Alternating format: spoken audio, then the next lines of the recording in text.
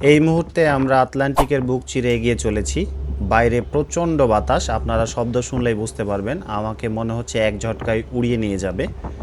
এবং এই জায়গায় যদি আপনাদেরকে বলি, আটলান্টিকের পানির গভীরতা প্রায় ৩,৫০০ মিটার, মানে প্রায় ৩.৫ কিলোমিটার।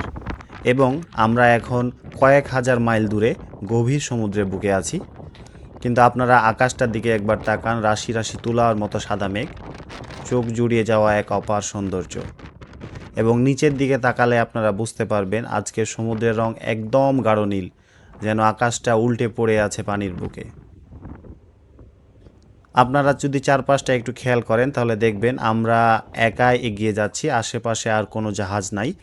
চারপাশে শুধু থই থই করা পানি, আর আমরা নিঃসঙ্গভাবে এগিয়ে যাচ্ছি আমাদের গন্তব্যের দিকে।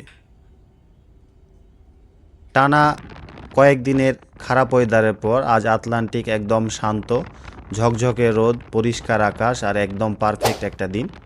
যারা এই ধরনের নীল সমুদ্র পছন্দ করেন, আমার ভিডিওটি ভালো লাগলে আমার পেজ ফলো এবং সাবস্ক্রাইব করতে পারেন। আসসালামু আলাইকুম।